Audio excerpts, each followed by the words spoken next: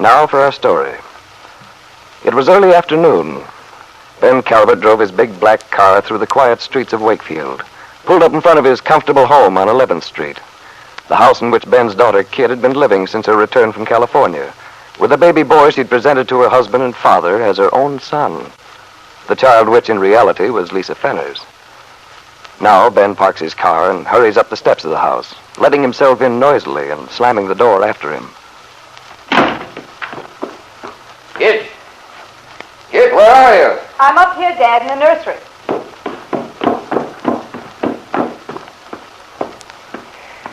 Hello, Kitt. But, Dad, what on earth are you doing here at this time of day? And why did you have to make such a racket coming in? You might have waked the baby. Oh, is he asleep? No, but if he had been, you'd have him howling by now. I'm sorry. I was in a hurry and I didn't think. But what are you doing here at 1:45? Well, I had a late lunch, so I thought I'd come home for a minute and watch you feed the baby. His feeding is still at 2, isn't it? Yes, Dad. Your schedule hasn't been changed yet. But what's all the excitement about watching him eat? Well, I just like to watch him, that's all. The doting grandfather. Well, darn it, I have a right to be. He's a very fine youngster. Oh, he's all right. But I think your enthusiasm might be somewhat modified if you had him on your hands 24 hours a day. Oh, that reminds me. I talked to Miss Thompson this morning. Miss Thompson? Who's she? Oh, she's my secretary at the office. I took over Jessie's job. Oh, that's right. When you acquired a wife, you lost your secretary, didn't you? Poor Dad. Never mind about that. It's water under the bridge. What I was going to say, Miss Thompson thinks she's found a very reliable woman to take care of the baby. She's a graduate nurse and has excellent references. Oh, wonderful. For heaven's sake, let's get in touch with her. I can't take much more of this. I'm a wreck from taking care of him. You do seem jumpy and nervous lately. But I didn't realize it was because of the child. He seems to be such a good youngster. Well, it's not a question of whether he's good or bad. It's the responsibility. The eternal nagging responsibility. I never get a chance to relax. Well, then we'll get hold of this nurse and he won't need to worry anymore. But she better be good.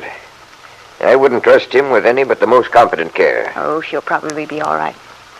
Better than I am in my present mood. Well, his bottle's ready. Come on, Dad, we'll feed the little tyrant. I've got him out on the porch.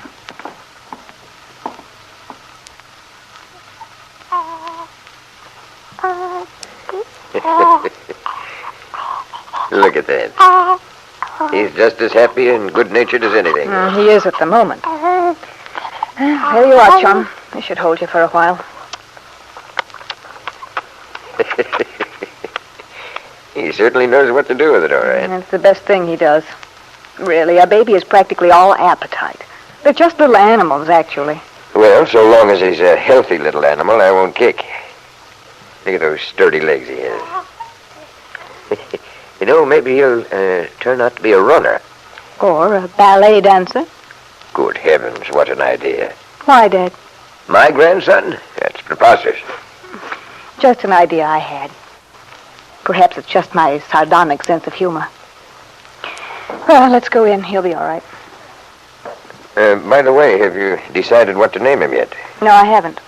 Well, isn't it time you did? How about a family name? You could name him after father. After all, the child is a spitting image of him. Oh, I don't know. I think family names are deadly. This Big John, Little John routine. Well, at any rate, you ought to decide on something. You know, it's a shame to let the child go without a name for such a long time. Well, don't worry about it, Dad. I'll make up my mind sooner or later. But at the moment, I'm sick and tired of the child and everything connected with him. Kitt, you shouldn't talk Why like... shouldn't I say that? It's the truth. Oh, you don't mean that. You're just tired. I'm tired, all right. It'll be different when we get the nurse. I hope so. Right now, I'd like nothing better than to be out of the whole mess. Every time I think of all I've been through, all the worry. Yes, I know. I was worried too, Kitt. But now it's all over. And I can't begin to tell you how much that boy means to me. I've always wanted a son of my own. Somebody to carry on after me. And this boy, well, he's made up for a lot of my disappointments. That's not very flattering, Dad. Now, Kitt, that isn't what I mean. You were a wonderful girl, clever, smart. But every man wants a son. Of course, their next best is a grandson. Yes, he'll be a big man in this town someday. Just like his grandfather. No, Wakefield won't forget Ben Calvert for a long time. Yes? He means a great deal to me, Kitt. The child might have meant something to me if things had turned out differently. But the way things are, the way Bill's behaved... That boy's out of his mind. He's crazy. Well, crazy or not, he's made up his mind what he wants.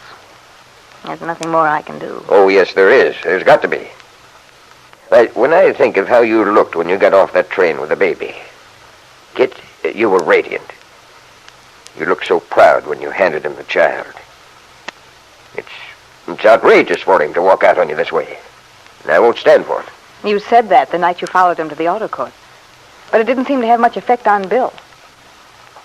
Sometimes I wonder whatever made you fall in love with that boy. He's never been your sort, nothing worldly about him, nothing sophisticated. I'll admit he's good-looking, but after all, you weren't a child. You should have known better than to let good looks influence you. I don't know, Dad. It's hard to analyze these things, but the fact is, I did fall in love with Bill. Worse luck. Maybe it was because he was the opposite of everything I'd admired before then.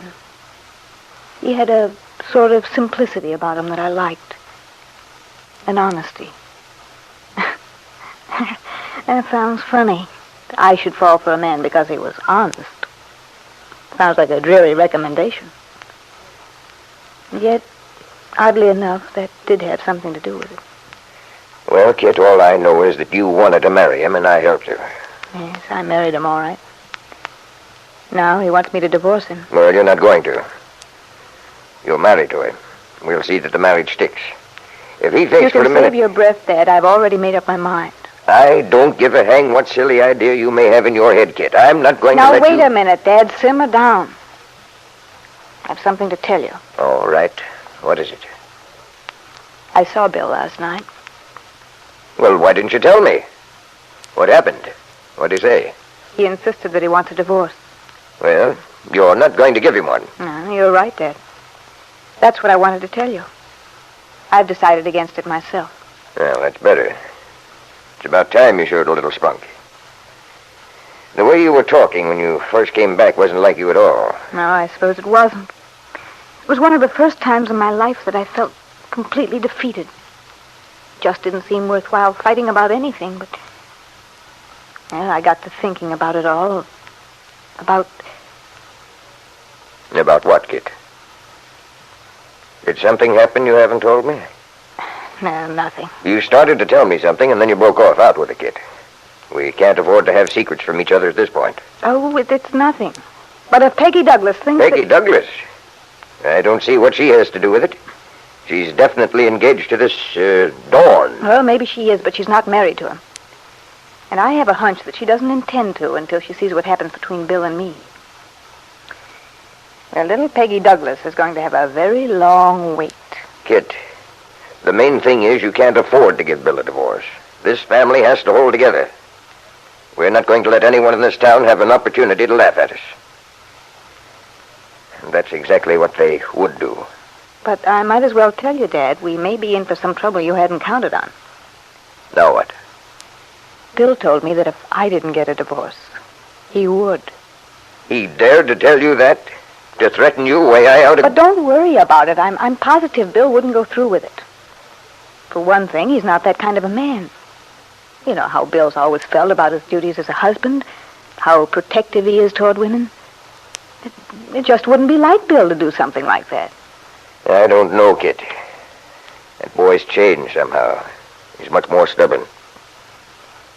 I wouldn't put anything past him, the way he's been acting lately. Not that I'd let him get away with it, of course. Well, don't worry. I think I know him that well, at least. I think he's just threatening me. He'll never do it, believe me. No, he wouldn't have the nerve.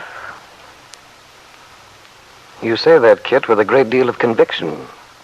You seem sure that Bill Meade would never dare to sue for divorce himself. To do a thing so apparently unchivalrous.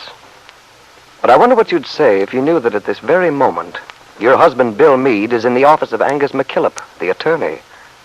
That he has just told the lawyer that he does intend to get a divorce from you.